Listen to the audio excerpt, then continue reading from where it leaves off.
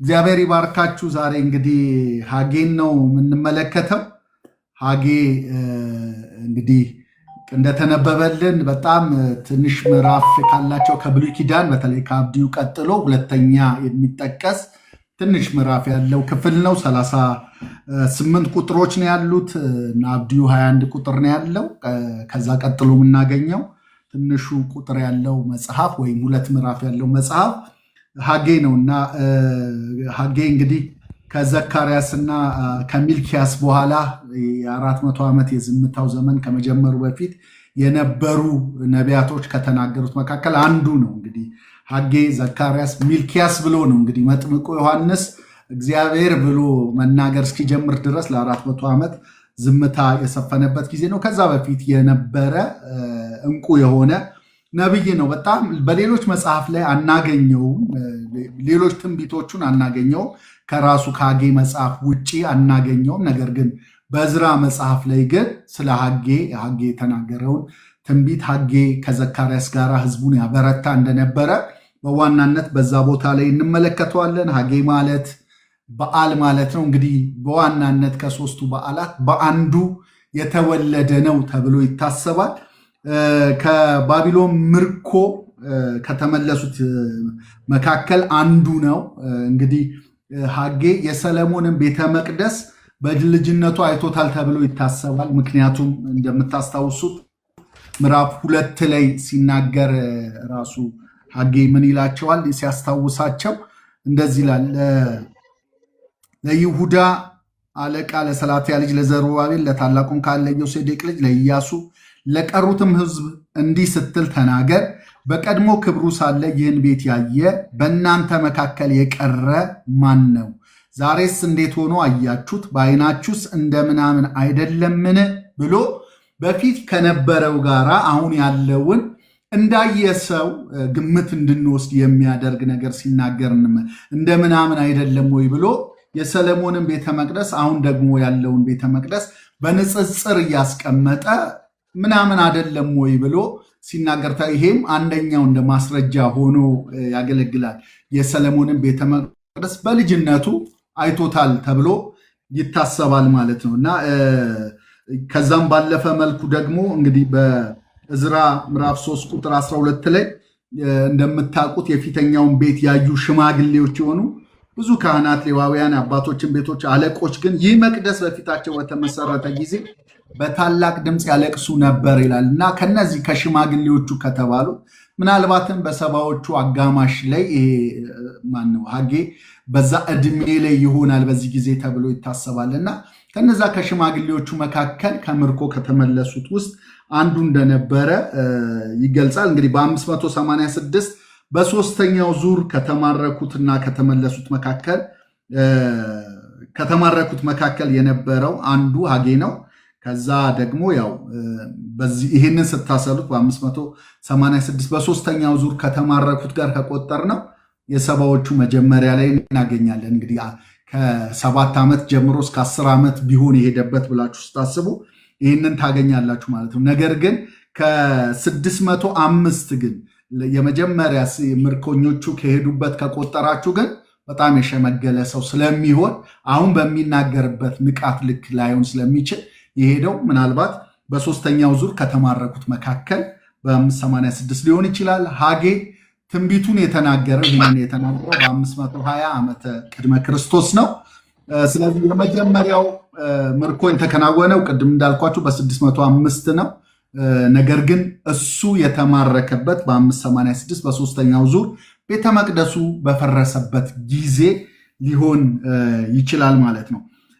እንግዲህ ቅድም እንዳልኳችሁ ሐጌ በዕዝራ መጽሐፍ ላይ ተጠቅሶ እናገኘዋለን። በተለይም ከዘካርያስ ጋር በመሆን ህዝቡን ያበረታ ነብይ እንደሆነ ትመለከታላችሁ። ዕዝራ ምዕራፍ 5 ቁጥር 1 ላይ ነቢያቱም ሐጌና የአዶ ልጅ ዘካርያስ በይሁዳ በኢየሩሳሌም ለነበሩ አይሁድ በእስራኤል አምላክ ስም ትንቢት ተናገሯቸው ብሎ ይናገራል። ስለዚህ ከዘካርያስ ጋር በአንድ ወቅት ላይ የተናገሩ ነቢያቶች እንደሆኑ ትመለከታላችሁ። ዕዝራ ምዕራፍ 6 ቁጥር 14 ላይ የአይሁድም ሽማግሌዎች በነቢዩ በሐጌና በአዶ ልጅ በዘካርያስ ትንቢት ሰሩ ተከናወነላቸውም ብሎ በዘካርያስና በሐጌ አማካኝነት ትንቢት እንደተናገሩ ስራውም እንደተከናወነላቸው ይናገራል ማለት ነው። እና እንግዲህ ይህንን ትንቢት ሲናገር ስራው መሰረት ከተጣለበት ጊዜ ጀምሮ አሁን ሐጌ ከሚናገርበት ጊዜ ጋር ስታነጻጽሩት የ16 ዓመት ክፍተት አለ። ስራው ተቋርጦ ምንም ነገር ድንጋይ እንኳን ሳይጨምሩበት ለ16 ዓመት ተቋርጦ ነበረ። በዋናነት ክልስ የሆነው ህዝብ የሰማርያ ህዝብ ስራው እንዳስተጓጎሉት በሌሎችም የአይሁድ ጠላቶች አማካኝነት ስራው መስተጓጎል እንደጀመረ እና ለ16 ተከታታይ ዓመታት ስራውን ምንም እንዳልሰሩ ትመለከታላችሁ ማለት ነው። እና እንግዲህ ትንቢቱን በአጠቃላይ የትንቢቱን ርዝማኔ ስትመለከቱት ከ3 ወር እስከ 4 ወር ድረስ የፈጀ ነው። ስለዚህ በጣም አጭር ጊዜ ነው የተናገረው ማለት ነው። የመጽሐፉ ዋና ዓላማ ምንድን ነው ስትሉ የመጽሐፉ ዋና ዓላማ ወይም ቲሙ ምንድን ነው? ቅድሚያ ለሚገባው ቅድሚያ ስጡ የሚል ቲም ነው እና ከእናንተ በፊት እግዚአብሔርን አስቀድማችሁ እግዚአብሔርን ፈልጉ፣ ቤተ መቅደሱን ፈልጉ፣ መስዋዕቱን አድርጉ። ቅድሚያ ያ የገባችሁበት ምድር ከምርኮ የተመለሳችሁበት ምድር ዓላማው የተመለሳችሁበትን ዓላማ ፈጽሙ። ቂሮስ የመለሳችሁ የራሳችሁን ቤት ልትሰሩ አይደለም፣ የእግዚአብሔርን ቤት ልትሰሩ ነው። የመጣችሁበትን ዓላማ አትርሱ። በዛ በምርኮ ላይ ሆናችሁ በነበረ ጊዜ ላይ ስትማጸኑ የነበራችሁትን ነገር አትርሱ። እግዚአብሔር የሰጣችሁን ዕድል አትርሱ። የእግዚአብሔር ጊዜ ነው ማለት ሲገባችሁ የእግዚአብሔር ጊዜ አይደለም፣ ቤቱን የመስራት ጊዜ አይደለም አትበሉ በማለት እንግዲህ ትመለከቱታላችሁ። በተለይም ቁጥር 2 ላይ የእነሱን ሐሳብ ትሰማላችሁ። ኢያሱ እንዲህ ሲል መጣ፣ የሰራዊት ጌታ እግዚአብሔር ይህ ሕዝብ ዘመኑ አልደረሰም፣ የእግዚአብሔር ቤት የሚሰራበት ዘመን አልደረሰም ይላል ብሎ ተናገረ። ያችሁ የእግዚአብሔር ዘመን አልደረሰም ብለው የእኛ ዘመን ነው የደረሰው ብለው ከምርኮ የተመለሰው ሕዝብ የሚሰራው የራሱን ቤት ነበር፣ የእግዚአብሔርን ቤት ትቶት ነበረ። ግን የተመለሱበት ዋና ዓላማው በዋናነት ቂሮስ የመለሳቸው የእግዚአብሔርን ቤት እንዲሰሩ ነበረ እና ስትመለከቱ ከላይ ጋራ በንጉሥ በዳሪዮስ በሁለተኛው ዓመት በ6ኛው ወር ከወሩም በመጀመሪያው ቀን የእግዚአብሔር ቃል በነቢዩ በሐጌ እጅ ወደ ይሁዳ አለቃ ወደ ሰላትያ ልጅ ወደ ዘሩባቤል ወደ ታላቁም ካህን ወደ ዮሴዴቅ ልጅ ወደ ኢያሱ እንዲህ ሲል መጣ። የሰራዊት ጌታ እግዚአብሔር ይህ ሕዝብ ዘመኑ አልደረሰም፣ የእግዚአብሔር ቤት የሚሰራበት ዘመን አልደረሰም ይላል ብሎ ተናገረ። የእግዚአብሔርም ቃል በነቢዩ በሐጌ እጅ እንዲህ ሲል መጣ። በውኑ ይህ ቤት ፈርሶ ሳለ የእግዚአብሔርን ቤት ማለት ነው የእኔ ቤት ፈርሶ ሳለ እያላቸው ነው። እናንተ ራሳችሁን በተሸለሙ ቤቶቻችሁ ለመኖር ጊዜው ነውን? እነሱ ጊዜው የቤታችን ነው ይላሉ። እግዚአብሔር ደግሞ ጊዜው የኔ ቤት ነው ይላቸዋል። እና የፕራዮሪቲ ጉዳይ ነው። ቅድሚያ መስጠት የሚገባችሁን ቅድሚያ አልሰጣችሁም። ስለዚህ የመጽሐፉ ዋና ቲም ምንድን ነው ስትሉኝ፣ ቅድሚያ ለእግዚአብሔር፣ ቅድሚያ ለአምልኮ፣ ቅድሚያ ለመስዋዕት፣ ቅድሚያ ለመቅደሱ የሚል እንደሆነ ከምርኮ ነፃ ለወጣችሁበት ጉዳይ ቅድሚያ ስጡ። ለእግዚአብሔርና ለመንፈሳዊ ሕይወት ቅድሚያ መስጠት የመጽሐፉ ማዕከላዊ ጭብጥ ሆኖ ታገኙታላችሁ ማለት ነው። እንግዲህ ሐጌ የተነበየው ቅድም እንዳልኳችሁ ለ3 እና ለ4 ወር ብቻ ነው። ዘካርያስ ለ2 ዓመት ነው የተነበየው። ከሌሎቹ ከነ ኢሳያስ ከነ ኤርሚያስ አንጻር ስታዩት ማይገናኙ ነው። እነሱ ለ40 እና ለ50 ዓመት ነው የተነበዩት ያገለገሉት። ነገር ግን ለአጭር ጊዜ ነበረ የሐጌ ትንቢት የነበረው ማለት ነው። የተመለሱት ከምርኮ በኋላ ከተነበዩት መካከል ቀዳሚ የምናገኛቸው ሐጌን ዘካርያስን ሆኖ እናገኛቸዋለን ማለት ነው። እንግዲህ በዚህ ጊዜ ላይ አብረውት የተመለሱት ወይም በዚህ ጊዜ ላይ የምናያቸው ፊት አውራሪ ሆነው ቀዳሚ ሆነው የምናያቸው የመጀመሪያው ሰው መስፍን ወይም አለቃ ተብሎ ከምርኮ የተመለሰውን ሕዝብ እየመራ የመጣው ዘሩባቤል ነው። ዘሩባቤል የስሙ ትርጉም ያው ዘሩ የሚለው ልክ በአማርኛችን ዘር የሚለውን ቃል የሚያሳይ ነው። ባቤል የሚለው ባቢሎን ነው። ዘሩባቤል የሚለው ደግሞ የባቢሎን ዘር የሚለውን ወይም በዛ ምድር ላይ መወለዱን የሚያመለክት ሆኖ ታገኙታላችሁ። ዘሩባቤል ያው የዳዊት ዘር ስለሆነ ነው ያንን የመስፍንነት የአለቃነት የመሪነትን ስፍራ ይዞ የምታገኙት ማለት ነው። ከዛ በኋላ የምናገኘው በዋናነት በቀዳሚነት ካህኑ ኢያሱን ሆኖ እናገኘዋለን ማለት ነው። በዕዝራ ምዕራፍ 1:8 ላይ ሌላ ስም ገብቶ እናገኘዋለን። እሱን ላንብላችሁ። ዕዝራ 1:8 ላይ ይህ ስም ያው የዘሩባቤልን ስም ተክቶ የገባ ነው። ምናልባትም ደግሞ ልክ እንደ አሁን ዳንኤልን ብልጣሶር ሲሉት እንመለከታለን። በባቢሎን ሁለት ስም ነበራቸው እና ምናልባትም የዘሩባቤል ስም ይሄ ሊሆን ይችላል እና ቁጥር 8 ላይ የፋርስ ንጉሥ ቂሮስም በመዝገቡ ላይ በነበረው በሚትሪዳጡ እጅ አወጣቸው፣ ለይሁዳም መስፍን ለሰሳብሳር ቆጠራቸው ይላል እና ሰሳብሳር ተብሎ የተገለጸው ዘሩባቤል እንደሆነ ማስተዋል እንችላለን ማለት ነው እና ከዛ ይሄ ሰው የተስፋይቱ ምድር በአይኑ እንዳላየው፣ ምክንያቱም እዛ ተወልዷል ካለ አያውቀውም ምድሪቱን የሚለውን ነገር እናያለን። ነገር ግን የዳዊት ዘር ስለሆነ አለቃ ሆኖ መስፍን ሆኖ ያንን ህዝብ በዋናነት እየመራ እንደመጣ እንመለከታለን ማለት ነው። ከዛ በኋላ ከእሱ ጋር የምናገኘው ኢያሱን ነው። እንግዲህ ሐጌ፣ ዘካርያስ፣ ዘሩባቤል፣ ኢያሱ ቤተ መቅደሱን ለመጨረስ ህዝቡን ያስተባብሩ የነበሩ እንደሆኑ መመልከት እንችላለን ማለት ነው። የመጀመሪያው ፍላጎታቸው የነበረው ወይም የተመለሱበት ዋና ዓላማ መሰዊያውን መስራት፣ ቤተ መቅደሱን መስራት፣ የእግዚአብሔር መንግስት ካህን ሆነው ለዙሪያቸው ላሉ ሁሉ የክህንነትን አገልግሎት ለመስጠት የቅድሚያው የእግዚአብሔር ሐሳብን መግለጥ ነበረ። እንደምታውቁት አንድ ታሪክ ላነሳላችሁ ፈልጋለሁ። ምክንያቱም አብርሃም ከወጣበት ኡርና እነዚህ ሰዎች ደግሞ ከተመለሱበት ከባቢሎን ጋራ ኡርና ባቢሎን አንድ አይነት ናቸው እና አንድ አይነት አወጣጥ የአብርሃምን ትመለከታላችሁ። አሁንም ደግሞ ከምርኮ የተመለሰው ህዝብም አንድ አይነት ደግሞ ከባቢሎን ሲወጣ እግዚአብሔር ከኡር ሲያወጣው ከኡር ሲናገረው ምንም እንኳን ዘፍጥረት ላይ ስትመለከቱት ከኡር የወጡት እንዴት እንደሆነ አባቱ ታራ ልጁን ይዞ የወጣው አብርሃምን ይዞ የወጣው ወደ ከነአን ለመውጣት ተነሱ ይላል።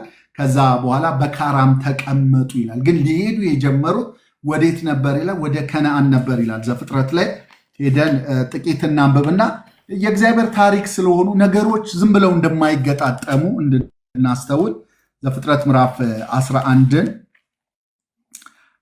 ላንብላችሁ ከቁጥር 29 ጀምሮ። አብርሃምና ናኮር ሚስቶች አገቡ። አብርሃም ሚስት ስሟ ሶራ ነው። የናኮር ሚስት የሃራን ልጅ ሚልካ ናት። ሃራንም ሚልካንና የዮሳካ አባት ነው። ሶራም መካን ነበረች፣ ልጅ አልነበራትም። ታራም ልጁ አብርሃምን የልጅ ልጁን የሃራን ልጅ ሎጥን የልጁንም የአብርሃም ሚስት ምራቱን ሶራን ወሰደ። ከእርሱም ጋር ወደ ከነአን ምድር ይሄዱ ዘንድ ከከለዳውያን ኡር ወጡ። ወዴት ይሄዱ ዘንድ? ወደ ከነአን። ከማጋራ ነው የወጡት። መጽሐፉ ሲናገር ከታራ ጋር። ታራ ልጁን አብርሃምንና ይላል። ታራ የአብርሃም አባት ነው። ልጁን አብርሃምን ይዞት ወጣው ይላል።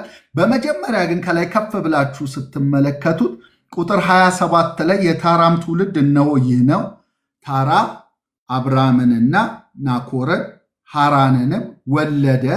ሃራንን ሎጥን ወለደ። ከዛስ ሃራንም በተወለደበት ሀገር በከለዳውያን ኡር በአባቱ በታራ ፊት ሞተ ይለናል። እንግዲህ የሎጥ አባት እዛው በኡር እንደሞተ ይነግረናል።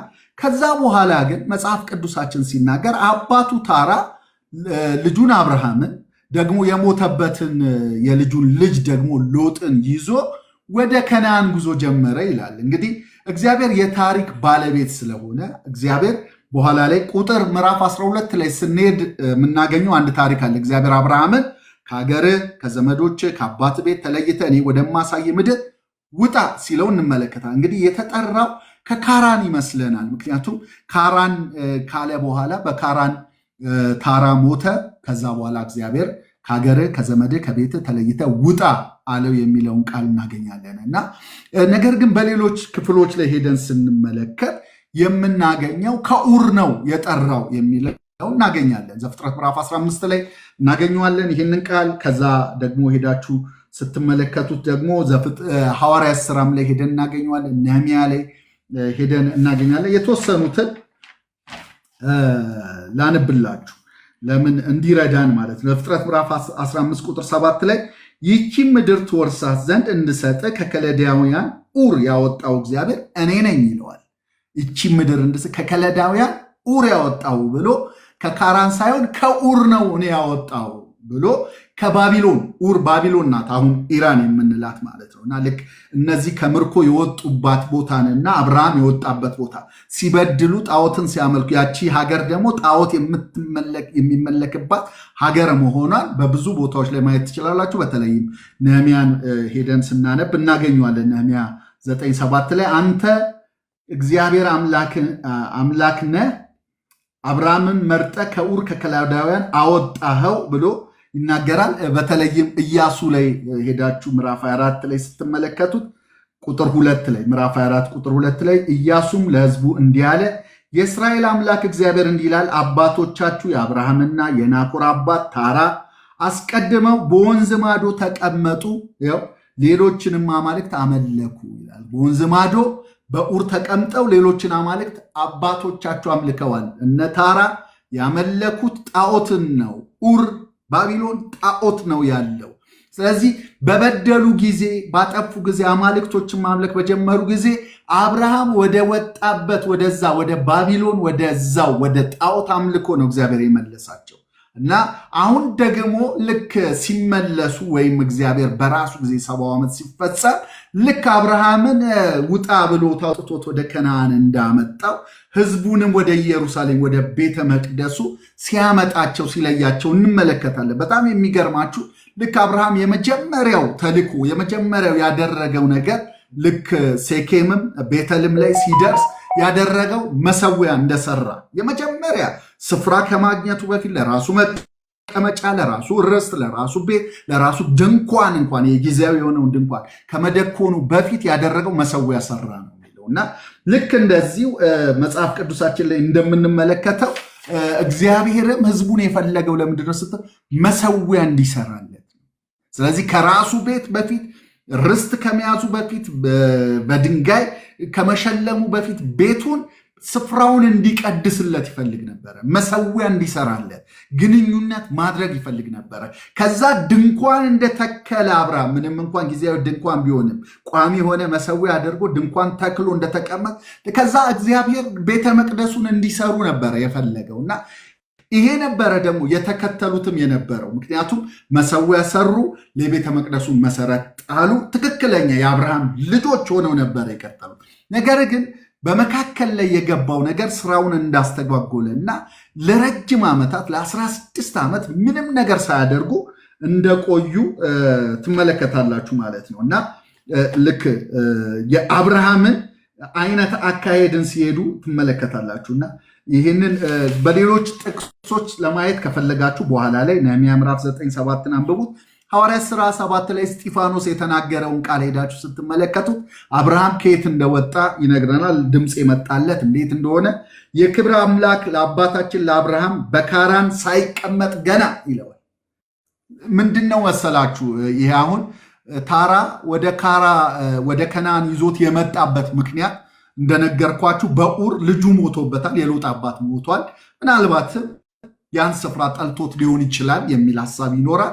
ነገር ግን አብርሃምን ገና በካራን ሳይቀመጥ ገና በሁለት ወንዝ መካከል ሳለ እዛ በኡር ሳለ በባቢሎን ሳለ ታየና እግዚአብሔር ከሀገር ከዘመዶች ወጥተ ወደማሳይ ወደ ማንኛው ምድር ና አለው። በዚያ ጊዜ ከከለዳውያን ሀገር ወጥቶ በካራን ተቀመጠ። ድምፁ የመጣለት በኡር ነው ብሎ ያስቀምጠዋል። በሚገርም ሁኔታ ኡር ነው ድምፁ የመጣለት ካራን አይደለም።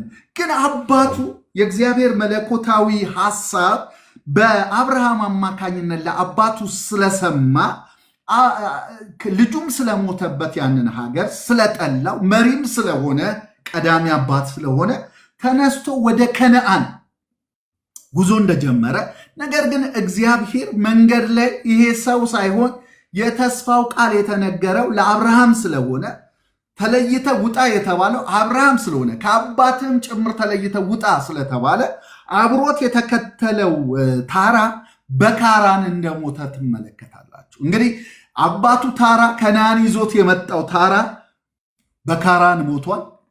ሎጥ ተለይቶት ወደ ሶዶም ሄዷል። እግዚአብሔር ግን የተናገረው ከአብርሃም ጋር ሳይለየው ከነዓን አድርሶታል። ማንም ባይኖር በዙሪያችን እግዚአብሔር ያለው ቦታ ላይ እንደምንደርስ ማሳያ ነው። ይዘውን ሊመሩን የወጡ ሰዎች እንኳን ቢኖሩ እንደ ታራ ከነዓን እናደርሳቸዋለን ብለው የወጡ ሰዎች ቢኖሩ ብቻውን እግዚአብሔር ወዳሰበው ስፍራ ወዳየልን ቦታ እንደሚያደርሰን ማረጋገጫ ሆኖ እናገኘዋለን። ወላጆቻችን አያደርሱንም፣ መሪዎቻችን አያደርሱንም፣ ዘመዶቻችን አያደርሱንም፣ ሀገር አያደርሰንም። የሚያደርሰን የጠራን እግዚአብሔር ራሱ ያደርሰናል ማለት ነው። ከዛ በኋላ ላይ የምታገኙት አብርሃም ያው ቅድም እንዳልኳችሁ የመጀመሪያ መሰዊያውን ሲያደርግ ትመለከታላችሁ። እሱን ለማየት ከፈለጋችሁ እንግዲህ ዘፍጥረት ምዕራፍ 12 ላይ ከ7 እስከ 8 መመልከት ትችላላችሁ። ከኡር ከባቢሎን ምድር ገና እንደወጣ ምንም መሬት ርስት ሳይሰራ በመጀመሪያ በሴኬም ቀጥሎ በቤቴል እና በኬብሮን መሰዊያ ነው የሰራው። ቀጥሎ ድንኳን ዘረጋ። ይሄን ዘፍጥረት ምዕራፍ 12 ከ7 እስከ 8 ተመልከቱት።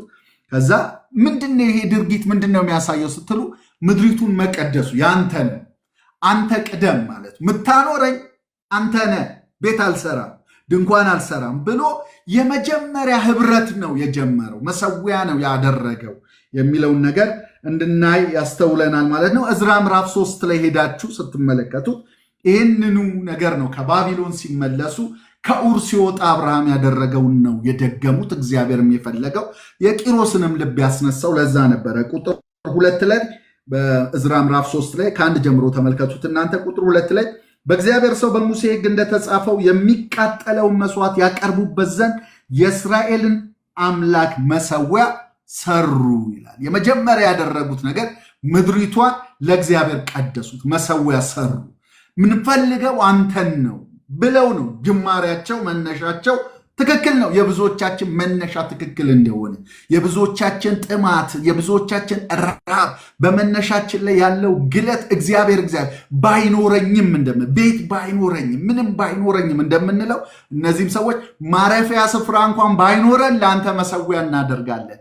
የምንናፍቀው እዛ በምርኮ እያለን ስንጠማ የነበረው ነገር ከአንተ ጋር ህብረት ማድረግ ለአንተ መሰዋት እንደሆነ ይኸው እናሳይሃለን ብለው ነው እዚህ ቦታ ላይ የምንመለከተው። እግዚአብሔር ይባረክ። ይሄ በጣም ትልቅ የሆነው ናፍቆታቸውን ትመለከታላችሁ። እና የቆሬ ልጆች የተናገሩት እዚህ ይላችኋል አደለ? በመዝሙር 84 ላይ በጣም መወደው ቃል ነውና ድንቢጥና ዋኖስ በዚያ ስፍራን አገኙ ይላል። ማለት ተገርመው ነው መሰዊያ ባለበት ይላሉ። ማለት አንተ ባለህበት ድንቢጥ፣ ዋኖስ፣ እነዚህ እርግቦች እዛ ስፍራ አገኙ፣ ጎጆ ሰሩ፣ ከጫጩቶቻቸው ጋር ይኖራሉ። ለምን? አንተ ባለህበት ስፍራ ብለው ምን ያክል የሚያጓጓ ስፍራ እንደሆነ ትመለከቱታላችሁ። እና እዚህ ቦታ ላይ ጉጉታችን አንተነ፣ ናፍቆታችን አንተነ፣ ከአንተ ጋር መኖር ነው ፍላጎታችን ብለው ነው የመጀመሪያውን መሰዊያውን ያደረጉት የነበረው ማለት ነው። እና ክብር ለኢየሱስ ይሁን። እሺ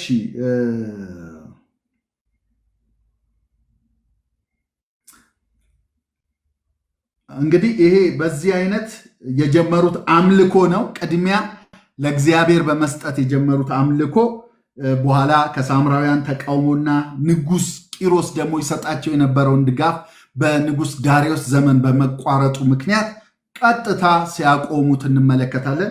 ለ14 ወይም ለ16 ዓመታት እንግዲህ ምንም አይነት ነገር ሳያደርጉ ሲቆዩ ትመለከታላችሁ።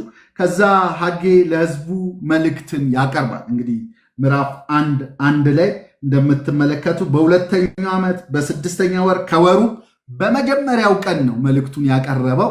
ታዲያ በ24 ቀን ውስጥ ምላሽ ሲሰጡ ትመለከታላችሁ። ምላሹ ምዕራፍ 1 ቁጥር 14 ላይ በንጉሱም በዳሪዮስ በሁለተኛው ዓመት በ6ኛ ወር ከወሩ በ24ኛው ቀን ይላል። አንድ አይነት ዓመት አንድ አይነት ወር፣ ያ በመጀመሪያው ቀን ነው፣ ይሄ በ24ኛው ቀን። በ24ኛው ቀን ለመልእክቱ ምላሽ ሲሰጡ በአንድ ወር ጊዜ ውስጥ ወደ ስራው ሲመለሱ መልእክቱን ከሰሙ በኋላ ትመለከታላችሁ ማለት ነው። እንግዲህ ቅድም እንዳልኳችሁ በዚህ ጊዜ ላይ መሰረቱ ብቻ ነበረ የቤተ መቅደሱ የተቀመጠው። ዕዝራ ምዕራፍ 3 ከ10 ጀምሮ እስከ 11 መመልከት ትችላላችሁ። ከዛ ከሐጌ 1ን ስትመለከቱት የምታገኙት አጭር ምዕራፍ ስለሆነ ብዙ አንቆይም እና ምዕራፍ 1 ላይ ስትመለከቱ የመጀመሪያው የህዝቡን ማመካኛ የህዝቡን ምክንያት ትመለከታላችሁ። ራሳቸው ያስቀመጡትን ምክንያት በተለይም ዘመኑ አልደረሰም የሚለው ምክንያታቸውን ትመለከታላችሁ። ቁጥር 2 ላይ እንደዚህ ይላሉ። ኢያሱ እንዲህ ሲል መጣ፣ የሰራዊት ጌታ እግዚአብሔር ይህ ህዝብ ዘመኑ አልደረሰም፣ የእግዚአብሔር ቤት የሚሰራበት ዘመን አልደረሰም ይላል ብሎ ተናገረ። የእግዚአብሔር ቃል እንግዲህ ምክንያታቸው ይሄ ነበረ። ቁጥር 2 ላይ እንደተገለጸው ዘመኑ አልደረሰም ገና ነው በቃ ብለው፣ ስለዚህ ዘመኑ የደረሰው የእኛን ቤት መስራት ነው ብለው ወደ እነሱ የራሳቸውን ቤት መስራት ቅድሚያ ሲሰጡ የፕራዮሪቲ መዛነፍ ወይም መበላሸት ታገኛላችሁ። ከቁጥር 3 እስከ 6 ደግሞ የእግዚአብሔርን ተግሳጽ የእግዚአብሔርን ምላሽ በተለይም ደግሞ በዋናነት ደጋግሞ የሚላቸው ቃል አለ። ልባችሁን በመንገዳችሁ አድርጉ ወይም ልባችሁን መርምሩ፣ መንገዳችሁ መርምሩ ሲላቸው ቁጥር 5 ላይ ልባችሁ በመንገዳችሁ ላይ አድርጉ ይላቸዋል። ቁጥር 7 ላይ የሰራዊት ጌታ እግዚአብሔር እንዲህ ይላል፣ ልባችሁን በመንገዳችሁ ላይ አድርጉ ይላል። ፈትሹ፣ መዝኑ፣ ትክክል ናችሁ ወይ? ራሳችሁን መርምሩ። የምታደርጉት ነገር ትክክል ነው ወይ? ቅድሚያ የሚሰጠው ነው ወይ? ቅድሚያ የሰጣችሁ የተመለሳችሁበትን ዓላማ እየፈጸማችሁ ነው ወይ? የምትኖሩለት ዓላማ ይሄ ነው ወይ? እያለ ራሳቸው እንዲመረምሩ ሲጠይቃቸው ትመለከታላችሁ። ቁጥር 7 እስከ 11 ስትመለከቱ መፍትሄውን እና የዚህ የነሱን የቸልተኝነት የነሱን ጊዜው ገና ነው የማለታቸው መዘዙ ያመጣባቸው ቅጣት ያመጣባቸው ኮንስኩዌንስ ምን እንደሆነ ከ7 እስከ 11 ትመለከታላችሁ። የሰራዊት ጌታ እግዚአብሔር እንዲህ ይላል፣ ልባችሁን በመንገዳችሁ ላይ አድርጉ፣ ወደ ተራራ ውጡ፣ እንጨትንም አምጡ፣ ቤቱንም ስሩ፣ እኔም በእርሱ ደስ ይለኛል ወይም እኔ በእርሱ እከበራለሁ ወይንም በእርሱ ክብሬን እገልጣለሁ የሚል አንድ አርኤስቪ የሚባል ትራንስሌሽን ላይ ስመለከተው በዛ ክብሬን እገልጣለሁ ይላል። በቤተ መቅደሱን ስትጨርሱ የምትፈልጉት ወይም እኔ የምፈልገው ደስ ስሰኝ እኔ ለእናንተ የምሰጣችሁ ትልቁ ስጦታ ክብሬን እገልጣለሁ ይላቸዋል። እና የእግዚአብሔር ትልቁ ስጦታ ሌላ አይደለም፣ ክብሩን መግለጥ ስለሆነ በኋላም ላይ ምዕራፍ 2 ላይ ትመለከቱታላችሁ። ዓላማው ክብሩን ማሳደር እንደሆነ በመካከላቸው ያ እንደሆነ ትመለከታላችሁ። እና ይህንን ትእዛዝ ይነግራቸውና እንጨትን አምጡ፣ ቤትን ስሩ እያለ ከተናገራቸው በኋላ በእርሱ ደስ ይለኛል እኔም እመሰገናለሁ ካለ በኋላ እናንተ ብዙ ነገርን ተስፋ አደረጋችሁ፣ እነሆም ጥቂት ሆነ፣ ወደ ቤትም በገባችሁ ጊዜ እፍ አልኩበት። ይህ ስለምንድን ነው ይላል የሰራዊት ጌታ እግዚአብሔር። አሁን ምክንያቱ ምንድን ነው? ለምንድን ነው እፍ ያልኩበት? እናንተ ብዙ ነገር ተስፋ ታደርጋላችሁ፣ ጥቂት ግን ለምን ሆነባችሁ? ይህም ብቻ ሳይሆን ደግሞ ወደ ቤት በገባችሁ ጊዜ እፍ አልኩበት፣ በነነ፣ ባዶ ሆነ፣ በረከት የለው፣ የምትጨብጡት ነገር የለው፣ ንፋስ ሆነባችሁ፣ የምታስገቡት ነገር ባዶ ነው፣ የምትጠጡት ነገር አያረካችሁም፣ የምትበሉት አይሆናችሁም፣ የምትይዙት በኪሳችሁ ይፈስባችኋል። ለምንድን ነው? ችግሩ የፕራዮሪቲ ጉዳይ ነው ይላቸዋል። የእናንተን መብላት፣ የእናንተን መጠጣት፣ የእናንተን ቤት መስራት ተቃውሞ አይደለም። ቅድሚያ የሚሰጠውን ቅድሚያ አለመስጠታችሁ ነው ይህ የሆነባችሁ የሚለውን በግልጽ ሲናገር ትመለከታላችሁ። ከዛ እንደዚህ ይላል፣ እናንተ ሁሉ ወደ የቤቶቻችሁ እየሮጣችሁ የኔ ቤት ፈርሶ ስለተቀመጠ ነው። ምትሮጡት ወደ ቤቶቻችሁ ነው፣ የኔ ቤት ግን ፈርሶ ነው ያለው። ስለዚህ ለዚህ ነው ይሄ ነገር የደረሰባችሁ በማለት የመጣባቸውን ነገር ሲናገር ትመለከታላችሁ። ስለዚህ ሰማያት በላያችሁ ጠልን ከልክለዋል፣ ምድሪቱም ፍሬዋን ከልክላለች። እኔም በምድርና በተራሮች በእህልና በወይን በዘይትና ምድርን በምታበቅለው ላይ በሰዎችና በእንስሶች ላይ እጅም በሚደክምበት ሁሉ ላይ ድርቅ ጠርቻለሁ። ለምን? ቅድሚያ ለኔ መስጠት ሲገባችሁ ቅድሚያ ለራሳችሁ ስላደረጋችሁ የሚል ነገር ሲናገር ትመለከታላችሁ። እንግዲህ እግዚአብሔርን በመተዋቸው እግዚአብሔርን ቅድሚያ ባለመስጠታቸው ምክንያት የደረሰባቸውን ነገር ነው የምንመለከተው ከ9 እስከ 11 ማለት ነው። ከ12 እስከ 15 ደግሞ የምናየው የህዝቡ ንስሐና ስራ መጀመሪያ በ24 ቀን ውስጥ የሰሙትን መልእክት ሰምተው ወደ ስራ መሄዳቸውን እንመለከታለን።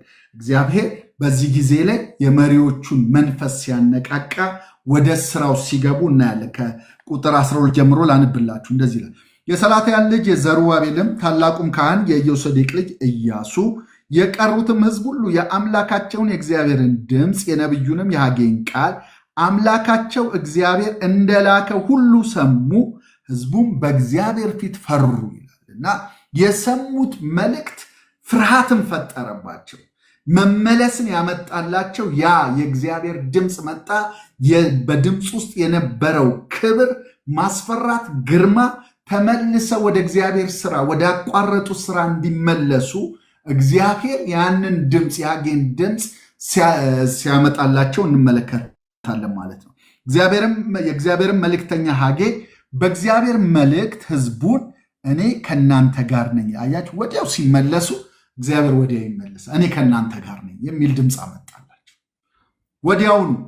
ትላንትና እፋልኩበት፣ ድርቅ ላኩባችሁ፣ የሰማይ ጠል እንዳይወርድ ብሎ እግዚአብሔር የተናገራቸው አሁን ልክ ሲፈሩ ሲመለሱ መንገዳቸውን ሲቀይሱ ማለት ነው። ያው ንስሐ ማለት ሌላ ምንም ማለት ሜቶናያ የሚለው ቃል ምንድነው ብለናል? አቅጣጫን መቀየር ነው። የሚሄዱበት የነበረው ትክክለኛ ያልሆነ ነበረ፣ ወደ ትክክለኛው መመለስ ነው። ልክ ሲመለሱ ልባቸው ሲቀየር እግዚአብሔር ወዲያውኑ ምን አላቸው?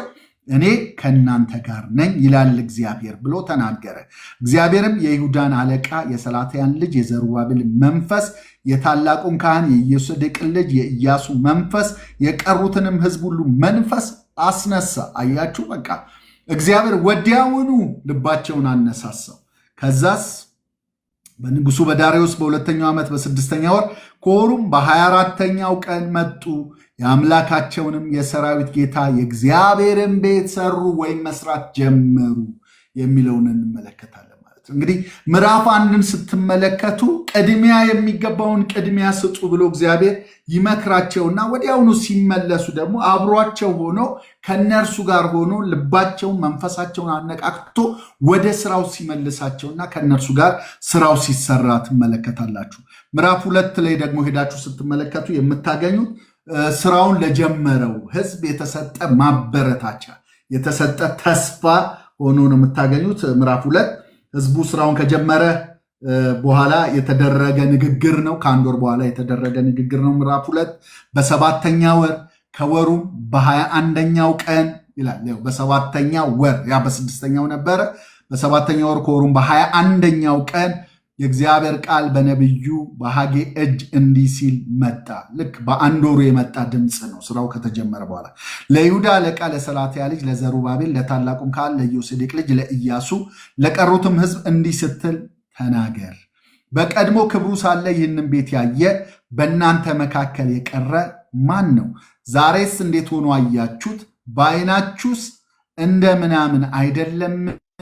ይላቸዋል። አሁን በዚህ ጊዜ ተስፋ መቁረጥ የሰፈነበት የጥንቱን የሰለሞንን ቤተ መቅደስ የሚያውቁ ሰዎች አሁን ያዩትን የዘሩባቤልን ቤተ መቅደስ ሲመለከቱት ምናምን ሆኖ ነው ያገኙት። ቅድም እንዳልኳችሁ ሽማግሌዎቹ በዛ ጊዜ ላይ ወደ ምርኮ ከመሄዳቸው በፊት የሰለሞንን ቤተ መቅደስ ክብሩን የሚያዩ ወርቁን፣ ብሩን ያዩ የከበረውን ድንጋይ የተመለከቱ ሰዎች አሁን ይህንን በይዘቱም በስፋቱም ደግሞ ብርም ወርቅም የሌለው ባዶ የሆነ ቤተ መቅደስ ታቦቱ የሌለበት ቤተ መቅደስ ነው ያገኙት እና ይሄ ማለት በጣም የሚያሳዝን ነው፣ በጣም የሚያስከፋ ነው እና እንደ ምናምን ብሎ ይነግራቸውና ተስፋ የሚያስቆርጥ ይመስላል። ነገር ግን ቀጥሎ የሚናገረውን ደግሞ ስትመለከቱ የእግዚአብሔርን የማበረታቻ ቃል በተለይም ደግሞ ከ6 እስከ 9 የሚናገረውን ነገር ስትመለከቱ ምንም እንኳን ታቦቱ እዛ ውስጥ ባይኖር ግን እግዚአብሔር የሚሰራው ነገር እንዳለ ሲናገር ትመለከታላችሁ። ከቁጥር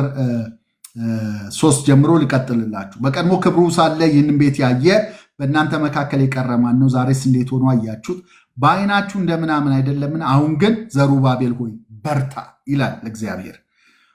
ታላቁም ካህን የኢዮሳዴቅ ልጅ ኢያሱ ሆይ በርታ፣ እናንተም የአገሩ ሕዝብ ሆይ በርቱና ስሩ ይላል እግዚአብሔር፣ እኔ ከእናንተ ጋር ነኝና።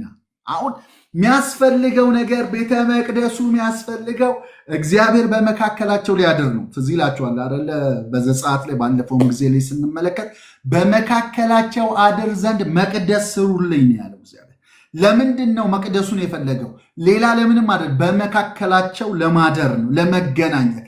እኔም በኪሩቡ ላይ በተቀመጠው በስሬት መክደኛውና በኪሩቡ መካከል ሆኜ አነጋግረሃለሁ ብሎ እግዚአብሔር ተናግሮት ነበረ እና እግዚአብሔር ድምፁን ለመስጠት ከነሱ ጋር ለመገናኘት እነሱን የሚወክለውን መስዋዕት ይዞ መጥቶ በስሬት መክደኛው ላይ ወይም በመርሲ ሲቱ ላይ ሊያፈሰው እግዚአብሔር ህዝቡን በስሬቱ ላይ በቀረበው መስዋዕት አማካኝነት ሊገናኛቸው በኪሩቡ አማካኝነት ቀጥታ የስሬት መክደኛውን ኪሩቦቹ እንደሚመለከቱ እነሱ ህዝቡን ሳይሆን እግዚአብሔር የቀረበውን መስዋዕት እየተመለከተ ይቅር ሊላቸው ሊገናኛቸው ድምፁን ሊያሰማቸው ክብሩን ሊያሳያቸው ስለሆነ ነው። ከመጀመሪያው ከዘጸአት ጀምራችሁ ምዕራፍ 40 ላይ ማደሪያው ድንኳን ሲጠናቀቅ የእግዚአብሔር ክብር ማደሪያውን ሞላው። ሙሴ እንኳን ማገልገል እስከማይችል ድረስ እንዳቃተው ደግሞ ሄዳችሁ የሰለሞንን ቤተ መቅደስም ስትመለከቱ የእግዚአብሔር ዓላማ ከህዝቡ ጋር መገናኘት ደስ ሲሰኝ የሚልከውን ክብሩን አሁንም በቤተ መቅደሱ ላይ ሲልክ ትመለከታላችሁ። ካህናቱ ማገልገል እስከማይችሉ ድረስ የእግዚአብሔር ክብር ሲገኝ ትመለከታላችሁ። እና አሁንም በዚህ ቦታ ላይ የሚነግራቸው ምንም እንኳን መቅደሱ ከሰለሞን መቅደስ ጋር ልታነጻጽሩት በጣም ትንሽ ቢሆን ምናምን ቢሆን የተናቀ ቢሆን፣ ነገር ግን አይዟችሁ፣ በርቱ፣ ስሩ፣ እኔ ከእናንተ ጋር ነኝ። በመካከላችሁ አደለ ለማደር መቅደሱ የተባለው፣ በመካከላችሁ አድራለሁ፣ በመካከላችሁ እሆናለሁ፣ ደግሞ ፕሮሚስ አደርግላችኋለሁ ብሎ ስለ መሲሁ ደግሞ ይነግራቸዋል። በመካከል ስጋ ለብሶ ስላደረው ቃል ስጋ ሆነ፣ ጸጋንና እውነትን ተሞልቶ በመካከላችን አደረ እንደሚለው ልክ በማደሪያው ድንኳን ላይ እንዳለው ቃል እንደተገለጸው አንድ አይነት ቃል እግዚአብሔር በስጋ መጥቶ እንዳደረ የሚናገረውን ክፍል የሚያሳይ ነው። አሁን ይህ የሚናገረውን ተመልከቱት። በተለይም ከቁጥር 5 ጀምሮ እንደዚህ ይላል። የሰራዊት ጌታ እግዚአብሔር እኔ ከእናንተ ጋር ነኝ ይላል የሰራዊት ጌታ እግዚአብሔር። ቁጥር 5 መንፈሴ በመካከላችሁ ይኖራልና አትፍሩ፣ ዋናው ነገር ይሄ ነው ይላቸዋል። ከዛ የሰራዊት ጌታ እግዚአብሔር እንዲህ ይላል፣ ገና አንድ ጊዜ በቅርብ ዘመን እኔ ሰማያትንና ምድርን ባህርና የብስን አናውጣለሁ ይላል። ገና ግሪክን አናውጣለሁ፣ ገና ፋርስን፣ ገና ሮምን አናውጣለሁ። ለምን? ነገስታትን ሁሉ ላናውጥ የምችለው እኔ ነኝ፣ እኔ ከእናንተ ጋር ነኝ ብሎ ገና ያለ ስራ እንዳለ ሲናገር ትመለከታላችሁ። እና ከዛ እንደዚህ ይላቸዋል፣ አናውጣለሁ፣ በአሕዛብ ሁሉ የተመረጠውም ዕቃ ይመጣል ይላቸዋል። ከዛስ ይህንንም ቤት በክብር እሞላለሁ ይላል የሰራዊት ጌታ እግዚአብሔር። እንግዲህ ይሄ ቃል በተለይም ደግሞ በአሕዛብ ሁሉ የተመረጠው ዕቃ ይመጣል የሚለው በቅርብ የትንቢቱ ፍጻሜ የሚመጡትን ወደ ቤተ መቅደሱ የሚመጡትን ብርና ወርቅ የሚያሳይ ነው። በኋላም ሄዳችሁ ስትመለከቱ የሰራዊት ጌታ እግዚአብሔር ብሩ የኔ ነው፣ ወርቁ የኔ ነው እያለ ሲናገር ትመለከታላችሁ። ብሩ ወርቁ እያለ ነገር ግን በክፍሉን ሄዳችሁ ይሄ ከአሕዛብ ሁሉ የተመረጠው ዕቃ ይመጣል የሚለው አሕዛብ ሁሉ የሚመርጡት መሲሁ ይመጣል የሚል ትንቢት ነው ያለው እና ስለ ክርስቶስ ነው የሚናገረው። በኋላ ላይ ያ ክብር ያለበት ክርስቶስ እንደሚመጣ፣ ይህንም ቤተ መቅደስ የተሻለ የሚያደርገው ታቦቱ መኖሩ አይደለም፣ በአካል የሚመጣው ቤተ መቅደሱን የሚረግጠውን ኢየሱስን ያሳያል የሚል ነው። ትንቢታዊ ፍጻሜው የሚያመለክተው ራሱ ክርስቶስን ደግሞ በቤተ መቅደሱ በግልጽ በፊዚካል የሚመጣውን ክርስቶስን አሕዛብ የሚመርጡትን ለአሕዛብ የተመረጠ ዕቃ የተባለው አንደኛው የሚያመለክተው መሲሐዊ ትንቢታዊ ፍጻሜውን ስትመለከቱት ክርስቶስን እንደሆነ ትመለከታላችሁ። ከዛ ምን ይላል? የተመረጠው ዕቃ ይመጣል፣ ይህንም ቤት በክብር እሞላዋለሁ። አያችሁ፣ የምናስበው ክብር ይሄ ብሩና ወርቁ አይደለም ይላል። እሱም አንድ ነው። አዎ ያ ዌልዝ ይመጣል። ልክ ነው። በኢሳያስ ላይ ተጽፏል። ሄዳችሁ ምዕራፍ 60 ስትመለከቱት ምዕራፍ 40፣ 45 የተለያዩ ቦታዎች ላይ ስትመለከቱ ይሄ አሕዛብ ብር፣ የአሕዛብ ወርቅ፣ ይሄ ዌልዝ ትራንስፈር እንደሚሆን ወደ እግዚአብሔር ቤት ይናገራል። ነገር ግን እሱ አይደለም ትልቁ ይላቸዋል። ትልቁ ክብሩ ነው ይላቸው። የትኛው ክብር? ይሄ የሚያወራው ክብር የትኛውን? የቴዎፋኒ የሆነውን ወይንም ደግሞ እግዚአብሔር በደመና በንፋስ በተለያየ ነገር የሚገለጥበት የራሱ ግልጠትን የሚያሳየውን ነው አሁን እዚህ ቦታ ላይ የሚናገረው ማለት ነው። ስለዚህ ምን እያላቸው ነው? ያ ክብር ይመጣል እያላቸው። በኋላስ የትኛው? ያ ራሱን እግዚአብሔርን የገለጠው ለአባቶቻችን እግዚአብሔር በተለያየ መንገድ ጎዳና ተናገረ ብሎ አሁን ግን ሁሉን ወራሽ ባደረገው በልጁ ተናገረ። እርሱ የክብሩ ነጸብራቅ ነው፣ የባህሪው ትክክለኛ ምሳሌ ነው ብሎ የተናገረው ራሱ የክብሩ ነጸብራቅ የሆነውን ኢየሱስን የሚያሳይ ሆኖ ትመለከታላችሁ። መጽሐፍ ቅዱስ ሲናገር እኛም አንድ ልጅ በአባቱ ዘንድ ያለውን ክብሩን አየን ብለው የተናገሩለት ያንን ክብር ነው የሚያመለክተው የነበረው እና ይሄ በደመና በንፋስ በእሳት በተለያየ ነገር ከመጀመሪያ ጀምሮ ሄዳችሁ ስትመለከቱት እግዚአብሔር በተለያየ መልኩ ሲገለጥ ያላችሁ አይደል? ለሙሴ አሁን በቁጥቋጦ በእሾህ ቁጥቋጦ መካከል እየነደደ ቁጥቋጦ ግን ያንን ክብር ይለዋል መጽሐፍ ቅዱሳችን ሲናገር። ሌላም ቦታ ላይ ሄዳችሁ ስትመለከቱት ክብር እያለ ነው የሚናገረው።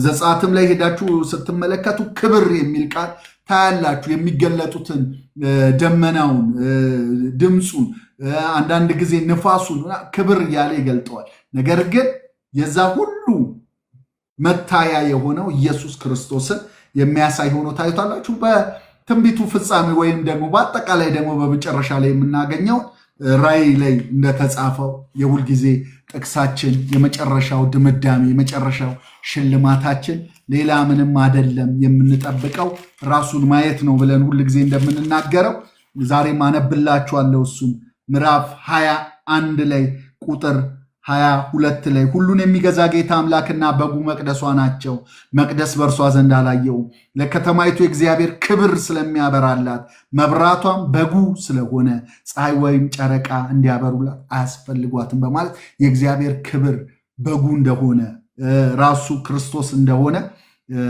ትመለከታላችሁ። ምዕራፍ 22 ላይ ደግሞ ያው ቁጥር 3 እና 4 ከእንግዲህ ወዲህ መርገም ከቶ አይሆንም፣ የእግዚአብሔርና የበጉ ዙፋን በእርሷ ውስጥ ይሆናል፣ ባሪያዎቹም ያመልኩታል፣ ፊቱንም ያያሉ ብሎ የክብሩ መደምደሚያና ጣራው የእግዚአብሔር ፊት እንደሆነ የሚታየው እሱ እንደሆነ ሲናገር እንመለከተዋለን ማለት ነው። እና ይሄ የሚናገረው እዚህ ቦታ ላይ ውጫዊ ውበቱን በብር በወርቅ ያለውን የቤተ መቅደሱን ውበት ሳይሆን መለኮታዊ ውበት እንዳለ መለኮታዊ ክብር እንዳለ የሚያሳይ ሆኖ ትመለከታላችሁ ማለት ነው። ይህንን እንግዲህ ሰማይና ምድርን አናውጣለን የሚለውን ቃል ያው ዕብራውያን ምዕራፍ 12 26-27 ሄደን ስንመለከተው ያው የምናገኘው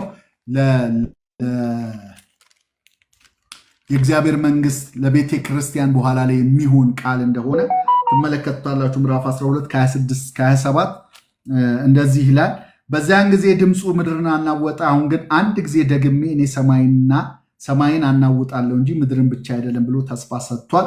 ዳሩ ግን አንድ ጊዜ ደግሜ የሚል ቃል የማይናወጡት ጸንተው እንዲኖሩ የሚናወጡት የተፈጠሩ እንደሚሆኑ ይለወጡ ዘንድ ያሳያል በማለት ስለዚህ ይልና የማይናወጥን መንግስት ስለምንቀበል በማክበር በፍርሃት እግዚአብሔርን ደስ እያሰኘን የምናመልክበትን ጸጋ እንያዝ። አምላካችን በእውነት ከፊተኛው ይልቅ የዚህ የሁለተኛው ቤት ክብር ይበልጣል የሚለውን ተመልክተነዋል። የሁለተኛው ቤት ክብር ይበልጣል የተባለበት ምክንያት ራሱ መሲሁ በአካል የገባበት መሆኑን፣ ሁለተኛው ቤት ክብር ደግሞ የሚለው ስለ ራሱ እንደሆነ የሚያሳይ ነው። በዚህም ስፍራ ሰላምን እሰጣለሁ ይላል። እንግዲህ ለእኛ ያገኘነውን ሰላም በክርስቶስ ኢየሱስ ስራ የተሰራውን ማሰብ እንችላለን ማለት ነው። ከዛ ከቁጥር 10-19 የበረከት ኪዳን መታደስ የሚል ነው የምናገኘው። ላንብላችሁ። በዳርዮስ በሁለተኛው ዓመት በ9ኛ ወር በ24ኛው ቀን የእግዚአብሔር ቃል በነቢዩ በሐጌ እጅ እንዲህ ሲል መጣ። የሰራዊት ጌታ እግዚአብሔር እንዲህ ይላል፣ ካህናቱን ስለ ሕጉ ጠይቅ። አንድ ሰው የተቀደሰ ሥጋ በልብሱ ዘርፍ ቢይዝ በዘርፉ እንጀራ ወይም ወጥ ወይም የወይን ጠጅ ወይም ዘይት ወይም ማናቸውም ወምል ቢነካ ያ የተነካ በውኑ ይቀደሳልን ብለህ ካህናቱን ጠይቃቸው። ካህናቱ አይሆንም ብለው መለሱ። ሐጌም በሬሳ የረከሰ ሰው ከነዚህ አንዱን ቢነካ ያ የተነካው በውኑ ይረክሳልን አለ። ካህናቱም አዎን ይረክሳል ብለው መለሱ። ሐጌም መልሶ እንዲህ አለ፣ ይህ ሕዝብና ይህ ወገን በፊቴ እንዲሁ ነው ይላል እግዚአብሔር፣ የእጃቸውም ሥራ ሁሉ እንዲሁ ነው። በዚያም ያቀረቡት ነገር እርኩስ ነው። አሁንም ድንጋይ በድንጋይ ላይ በእግዚአብሔር መቅደስ ሳይነባበር ከዛሬ ጀምራችሁ ወዳለፈው ዘመን ልብ አድርጉ። በዚያን ዘመን ሁሉ ሰው 20 መስፈሪያ ወዳለበት በመጣ ጊዜ የተገኘውን 10 መስፈሪያ ብቻ ነው። 50 የማድጋ ይቀዳ ዘንድ ወደ መጥመቂያው በመጣ ጊዜ የተገኘው 20 ብቻ ነው። በእጃችሁ ሥራ ሁሉ ላይ በዋግና በአረማሞ በበረዶም መተዋችሁ፣ እናንተ ግን ወደ እኔ አልተመለሳችሁም ይላል እግዚአብሔር። ከዛሬው ከ9ኛ ወር ከ24ተኛው ቀን ጀምራችሁ የሚመጣውን ዘመን ልብ አድርጉ። የእግዚአብሔር መቅደስ መሰረት ከተተከለበት ቀን ጀምሮ ልብ አድርጉ። ዘር በጎተራ ገና ይኖራልን? ወይንና በለስ ሮማን ወይራ አላፈሩምን? ከዚች ቀን ጀምሬ እባርካችኋለሁ ይላቸዋል። እንግዲህ ምሳሌው የሚያሳየው ምንድን ነው? እነዚህ ሰዎች የሚያደርጉት የነበረው እያንዳንዱ መስዋዕት የሚያቀርቡት ነገር በመጀመሪያ የእግዚአብሔርን ቤተ መቅደስ ሳይሰሩ ወይም መሰዊያው ላይ መቅረብ ያለበትን ነገር ይዘው የሚመጡት ቅድሚያ መስጠት የሚገባቸውን ሳይሰጡ ስለነበረ እንደ ርኩስ ነገር ነው ምቆጥረው ብሎ ነበረ እግዚአብሔር የሚናገራቸው። በተለይም ሕዝቡ መቅደሱን ሳይሰሩ ያቀረቡት መስዋዕት ባዕድ መስዋዕት ነው፣ ርኩስ መስዋዕት ነው። የሰሩት ስራ ሁሉ የረከሰ ነው። ልክ ሬሳ ነክቶ የገባ ሰው እንደሚያደርገው ነው። የሚያቀርቡት ነገር የረከሰ ነው፣ መስዋዕታቸው የረከሰ ነው። ነገር ግን አሁን ስራው ከተጀመረበት ጊዜ ጀምሮ ይላቸዋል፣ ከዚህ ቀን ጀምሮ ቁጥር 19 ላይ እባርካችኋለሁ በማለት አሁን ግን የተቀደሰ ነው። ለምን? ስራውን ጀምራችሁ አሁን ቅድሚያ መስጠት የሚገባውን ቅድሚያ ሰጥታችኋል ይላል። ከቁጥር 20 ጀምሮ እስከ 23 ድረስ የምትመለከቱ ለዘሩባቤል የተስፋ ቃል ነው በዋናነት የምታዩት። ነገር ግን ሐሳቡ ለማን ነው ስትሉ ዘሩባቤል የዳዊት ዘር ስለሆነ ነው። ስለ መሲሁ የሚናገር ቃል ነው። ይህንን ደግሞ በኋላ ላይ የሚመጣውን ነገር ትመለከታላችሁ። ከ20 ጀምሮ እንደዚህ ይላል። በወሩም በ24ተኛው ቀን የእግዚአብሔር ቃል ሁለተኛ ወደ ሐጌ እንዲህ ሲል መጣ። ለይሁዳ አለቃ ለዘሩባቤል ተናገር እንዲህ በል፣ ሰማያትና ምድርን አናውጣለሁ፣ የመንግስታትንም ዙፋን እገለብጣለሁ፣ የአሕዛብንም መንግስታት ኃይል አጠፋለሁ፣ ሰረገሎችን የሚቀመጡባቸውን እገለብጣለሁ፣ ፈረሶችን ፈረሰኞቻቸውን እያንዳንዳቸው በወንድሞቻቸው ሰይፍ ይወድቃሉ። ባሪያዬ የሰላትያ ልጅ ዘሩባቤል ሆይ በዚያን ቀን እወስድሃለሁ ይላል የሰራዊት ጌታ እግዚአብሔር። እኔ መርጬሃለሁና ይላል እግዚአብሔር። እንደ ቀለበት ማተሚያ አደርግሃለሁ ይላል የሰራዊት ጌታ እግዚአብሔር። እንግዲህ በቀጥታ የሚናገረው ለዘሩባቤል ቢመስለንም እየተናገረ ያለው ግን ከዳዊት ዘር ለሆነው ስለ ኢየሱስ ክርስቶስ ነው። በእርሱ ስለሚሰራው ስራ የሚናገር ክፍል ሆኖ እናገኘዋለን። እንግዲህ ስንደመድመው ምዕራፍ 1 ህዝቡን ቅደም ተከተሉን ጠብቁ፣ ተመለሱ ብሎ ወደ ስራው ሲመልሳቸው እንመለከታለን። ምዕራፍ 2 ላይ ደግሞ የተጀመረውን ስራ ህዝቡን በማበርታት በኋላ ላይ ደግሞ ያለውን ክብርና የወደፊቱን የመሲሁን የትንቢት ፍጻሜ የሚያመለክት ሆኖ ምዕራፍ 1 እና 2 በዚህ ይጠቃለላል። እግዚአብሔር አብዝቶ ይባርካችሁ። ዛሬ